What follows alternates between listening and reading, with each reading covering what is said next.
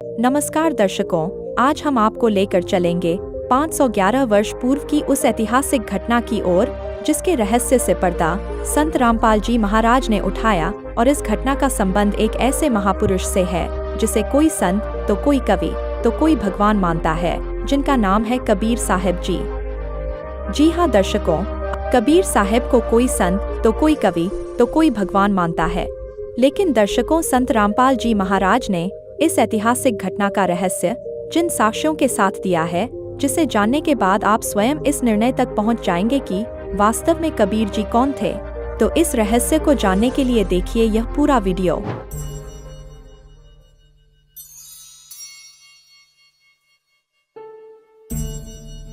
कबीरा कबीरा है कबीरा कबीरा है कबीरा कबीरा है कबीरा कबीरा है कबीरा कबीरा है कबीरा।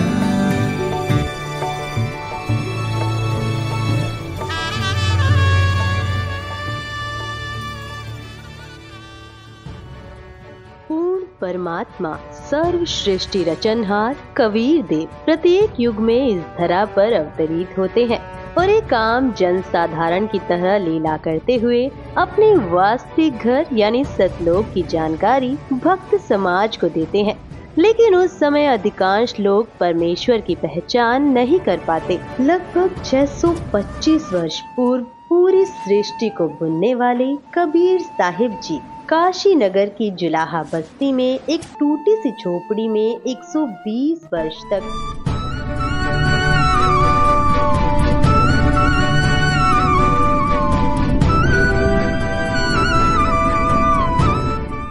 कपड़ा बुनने की लीला करते हुए अपने तत्व ज्ञान और सतलोक की महिमा का गुणगान किया करते। उन्होंने समाज में फैले पाखंडवाद को समाप्त किया और भक्तों को एक सच्ची भक्ति का मार्ग दिखाया। इस भक्ति के फल स्वरूप लोगों को परमात्मा का वास्तविक लाभ मिलने लगा।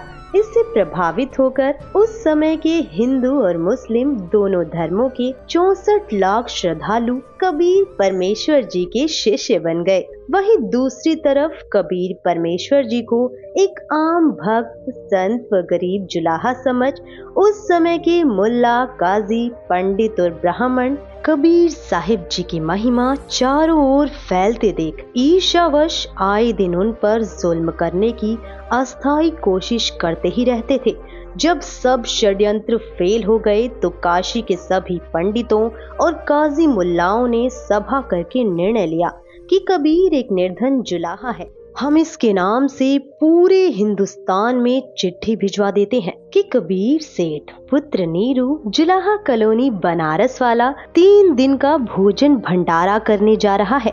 सभी अखाड़े वाले बाबा और साधु संत आमंत्रित हैं। साथ में अपने अपने शिष्यों को अवश्य लाएं। तीनों दिन प्रत्येक भोजन के पश्चात सभी साधु संत ब्राह्मण काजी मुल्ला पीर पैगंबर और ओलिया को एक दोहर एक मोहर तथा जो कोई सूखा सीधा यानी आटा मिठाई घी दाल चावल भी लेना चाहे वह भी दिया जाएगा। दोहर एक लोई होती थी जो उस समय की सबसे महंगी और उपयोगी कंबल मानी जाती थी, जिसे अमीर लोग ही ओढ़ते थे। मोहर लगभग 10 ग्राम सोने से बनी होती थी, जिसकी वर्तमान कीमत लगभग 30,000 रुपए है। उस लोहे की कीमत वर्तमान में 10,000 से कम नहीं है। सर्वसम्मति से यह निर्णय लेकर पत्र भिजवा दिए गए और दिन निश्चित कर दिए गए। निश्चित दिन को 18 लाख साधु संत ब्राह्मण मंडलेश्वर अपने अपने शिष्यों सहित पहुंच गए। सबको लालच था कि प्रत्येक भोजन के पश्चात उपरोक्त दक्षिणा मिलेगी, इसलिए अपने अपने शिष्यों को मंडलेश्वर ले आए कि अच्छा माल मिलेगा, सूखा सीधा भी लेंगे, महीनों का खाने का और कई हजार का सोना तथा लोई मिलेगी, बेचकर काम चलाएंगे। कबीर परमेश्वर ने 2 रूप में अभिनय किया। एक रूप में वह अपनी कुटिया में बैठे रहे, दूसरे रूप में अपने सतलोक से 9 लाख बैलों पर थैले रखकर पका हुआ सामान तथा सूखा सामान और दोहर मोहर भर कर ले आए। आया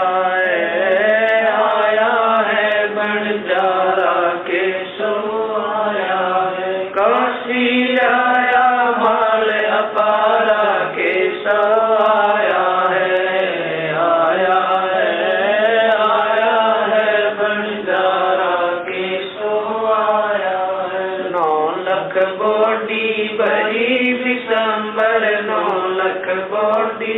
करी विशंबर जिया कबीर भंडारा केशव आया है, आया है बंजारा केशव आया है। धरती ऊपर तंबू ताने, धरती ऊपर तंबू ताने, चौपड़ के बजारा केशव आया है, आया है बंजारा केशव आया है। कौन देश से बालद आई, कौन देश से बालद आई, ना कहीं बजाने वाला केशव आया है, आया है बंजारा केशव आया है। अपरम पार पार गत तेरी, अपरम पार पार गत तेरी, कित उतरी जलधारा केशव आया है, आया है बंजारा केशव आया है। साहूकार नहीं कोई जाके, साहूकार नहीं कोई जाके, काशी नगर मजारा केशव आया है, आया है बंजारा केशव आया है। दास गरीब कल्प से उतरे, दास गरीब कल्प से उतरे, जिया पे अलग कर सारा केशव आया है, आया है बंजारा केशव आया है। दास गरीब कल्प से उतरे, दास गरीब कल्प से उतरे, जिया पे अलग कर सारा केशव आया है, आया है बंजारा केशव आया है। काशी के बाजार में टेंट लगाकर सारा सामान टेंटों में रख दिया और कुछ सेवक भी सतलोक से साथ आए थे जो सभी व्यवस्थाएं संभाल रहे थे। भंडारा शुरू कर दिया गया। 3 दिन तक चिट्ठी में लिखे अनुसार सभी दक्षिणा दी गई। उस समय भोजन भंडारे में दिल्ली का राजा सिकंदर लोधी भी आया था और उसका निजी पीर शेख तकी भी आया था। शेख तकी उपरोक्त षड्यंत्र का मुख्य सदस्य था। उसने सिकंदर लोधी को भी पत्र भिजवाया। वह चाहता था कि किसी तरह सिकंदर लोधी के दिल से कबीर जी उतर जाएं और मेरी महिमा बढ़े। उस शेख का अनुमान था कि अब की बार कबीर काशी से भाग जाएगा और भंडारे में पहुँचे साधु कबीर को गालियां दे रहे होंगे। राजा भी कबीर जी का प्रशंसक नहीं रहेगा। परंतु जब वे भंडारे के स्थान पर पहुँचे तो देखा कि लंगर चल रहा है और सभी दक्षिणा दी जा रही है। सभी साधु और अन्य व्यक्ति भोजन खाकर दक्षिणा लेकर कबीर सेठ की जय जयकार कर रहे हैं। बादशाह सिकंदर लोधी ने पता किया कि भंडारा करने वाला कहाँ है। बताया गया कि वह सामने वाले बड़े तंबू में है। राजा और शेख तकी उस तंबू में गए और पहले अपना परिचय दिया, फिर उसका परिचय पूछा। तंबू में बैठे सेठ ने परिचय बताया कि मेरा नाम केशव है, मैं बंजारा हूँ। कबीर जी मेरे मित्र हैं। उनका मेरे पास संदेश गया था कि एक छोटा सा भंडारा करना है, कुछ सामान लेकर आना। मेरा भी निमंत्रण भेजा था। राजा सिकंदर लोधी ने पूछा कि कबीर जी क्यों नहीं आए? केशव रूपधारी परमेश्वर ने कहा, मैं जो बैठा हूँ उनका नौकर हूँ, वे मालिक हैं। इच्छा होगी तब आएंगे। उनकी कृपा और आदेश से सब ठीक चल रहा है। आप भी भोजन करें। राजा ने कहा, पहले उस सुभान अल्लाह के दर्शन करूंगा, बाद में भोजन करूंगा। यह कहकर हाथी पर बैठकर राजा सिकंदर कबीर जी की कुटिया पर पहुँचे। साथ में कई अंगरक्षक भी थे। कबीर परमेश्वर जी को संत रविदास जी ने सुबह ही बता दिया था कि हे कबीर जी, आज तो विरोधियों ने बनारस छोड़कर भगाने का कार्य कर दिया है। आपके नाम से झूठे पत्र भेज रखे हैं और ऐसा ऐसा लिखा है। लगभग 18 लाख व्यक्ति साधु संत लंगर खाने पहुंच चुके हैं। कबीर जी ने कहा कि मित्र आ जा, बैठ जा, दरवाजा बंद करके साकर लगा ले। आज का दिन बिताकर रात्रि मैं अपने परिवार को लेकर भाग जाऊंगा, कहीं अन्य शहर गांव में निर्वाह कर लूंगा। जब उन्हें कुछ खाने को मिलेगा ही नहीं तो चिल्लाकर गाली गलौज करके चले जाएंगे। हम साकर नहीं खोलेंगे, यदि किवाड़ तोड़ेंगे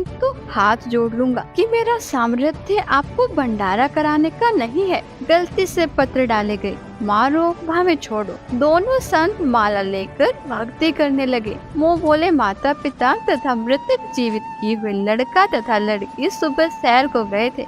इतने में दिल्ली के बादशाह सिकंदर लोधी ने दरवाजा खटखटाया। संत रविदास जी ने कहा, प्रभु लगता है कि अतिथि यहाँ पर भी पहुँच गए हैं। कबीर जी ने कहा, देख सुराग से बच्चे तो नहीं आ गए हैं। रविदास जी ने देखकर बताया कि नहीं, कोई और ही है। 2-3 बार दरवाजा खटखटाकर राजा सिकंदर लोधी ने अपना परिचय देकर बताया कि आपका दास सिकंदर आया है, आपके दर्शन करना चाहता हूँ। परमेश्वर कबीर जी ने कहा, राजन आज दरवाजा नहीं खोलूंगा, मेरे नाम से झूठी चिट्ठियाँ भेज रखी हैं। लाखों संत भक्त पहुँच चुके हैं। रात्रि होते ही मैं अपने परिवार को लेकर कहीं दूर चला जाऊंगा। सिकंदर लोधी ने कहा, परवरदिगार आप मुझे नहीं बहका सकते, मैं आपको निकट से जान चुका हूँ। आप एक बार दरवाजा खोलो, मैं आपके दर्शन करके ही जलपान करूँगा। परमेश्वर की आज्ञा से रविदास जी ने दरवाजा खोला तो सिकंदर लोधी मुकुट पहने पहने ही चरणों में लौट गया और बताया कि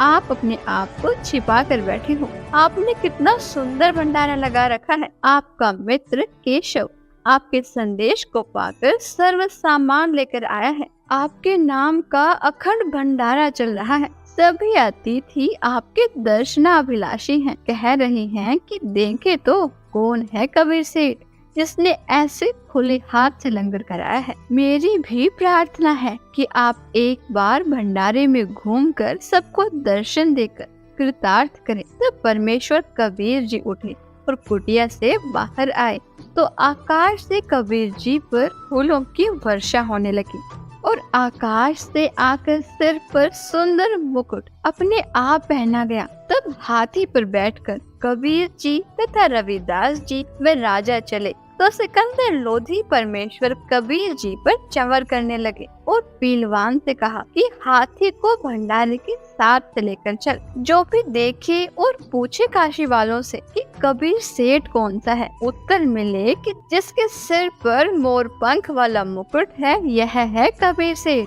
जिस पर सिकंदर लोधी दिल्ली के बादशाह चंवर कर रहे हैं। सभी एक स्वर में जय बोल रहे थे, जय हो कबीर सेठ की। जैसा लिखा था वैसा ही भंडारा कराया है। ऐसी व्यवस्था कहीं देखी न सुनी। भोजन खाने का स्थान बहुत लंबा चौड़ा था।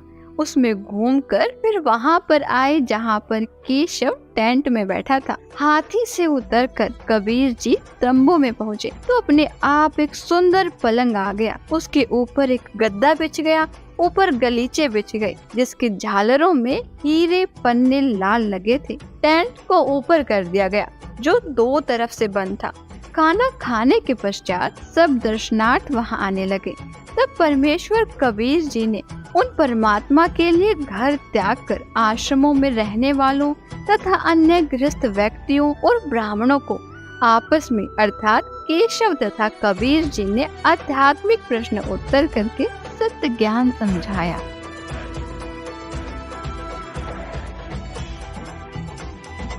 चौपड़ के बाजार फिर कर आए के सो पास, गरीबदास कुर्बान गति क्या क्या कहूँ विलास। पाट पटम्बर बस गए ऊपर हीरे लाल, गरीबदास साहेब धनी डाये मुक्ता माल। केसो और कबीर का तंबू माई मिलाप, गरीबदास 8 पैर लग गोष्ठी निजगर गाप। केसो कहत कबीर से पूछत बाता बीन, गरीबदास क्यों उतरे ऐसे मुल्क मलीन। 100 योजन पर लगत है या दुनिया की गंद, गरीबदास के सो कहे आड़ चाम का फंद। सुन कबीर सुर वेद हूँ कैसो कष्ट करंत, गरीबदास गंदे मनुष्य मेला आन भरंत। बिष्टा जिनके देह में मगन फिरे दिन रात, गरीबदास कैसो कह जिन सिर यम की घात। सुन कबीर मन भावने तुम्हारी बात अगाध, गरीबदास कैसो कह तुमसे तुम ही साध। धन कबीर कुर्बान जा ऐसी रहरी तुम्हार, गरीबदास के सो कहे छोड़िए गंदा संसार। नरक भरे तिस उदर है रुदर भरी सब देह, गरीबदास के सो कहे या मनुष्य मुखे है। राम नाम कैसे फोर नरक नगीन शरीर, गरीबदास के सो कहे विलंबे कहाँ कबीर। दम बिन दे ही सही नहीं जमी आसमान, गरीबदास के सो कह जहाँ रहन स्थान। हीरे पीले मोती जहाँ हीरे बदन सफेद, गरीबदास के सो कह सुनो देश का भेद। लाल श्याम जहाँ रतन है नहीं भौतिक आकार, गरीबदास के सो कह चल कबीर परिवार। सुन के सो अब वंदना कह कबीर संदेश, गरीबदास लोक में है हमारा परवेश। आड़ चाम की देही में दूध रतन सरवंत, गरीबदास घट पिंड में ऐसे है भगवंत। तन दूधी को पाड़ कर जय कोई देखे दूध, गरीबदास उस पिंड में आड़ चाम और गूद।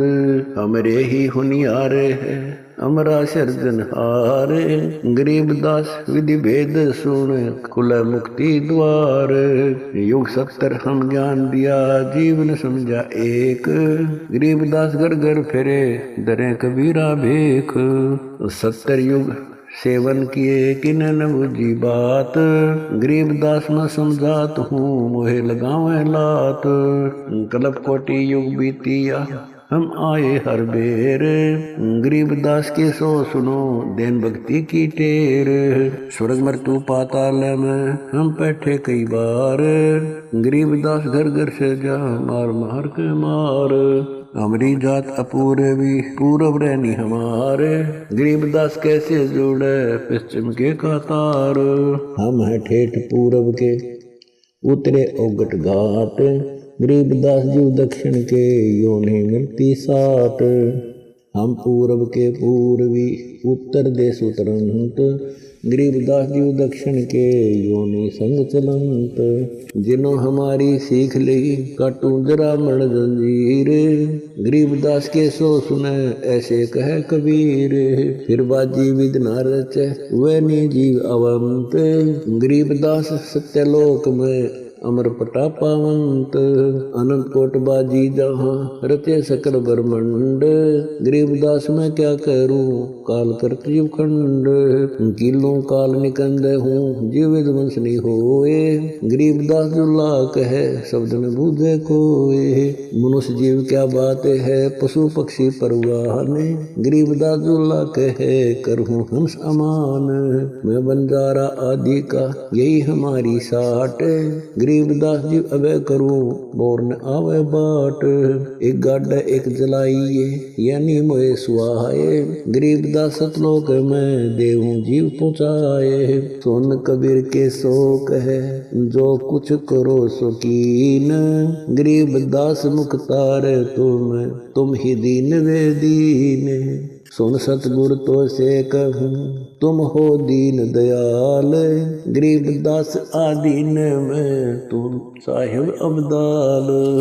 अनंत कोटि ब्रह्मांड को तारत लगे नेवार, गरीबदास के सो कहे तुम ही दारमदार। तुम ही दारमदार हो यहाँ कल्प नहीं इंच, गरीबदास के सो कहे सब तुमरे ही परपंच। के सो चले सौदाम को 9 लाख बोली लीन, गरीबदास बंधन किया बाजत है सुरबीन। के सो और कबीर जित मिलत बेता एक, दास गरीब कबीर हरि दरते नाना भेख। बंजारे और बैल सब लाए थे भरमाल। गरीबदास सतलोक को चले गए तत्काल।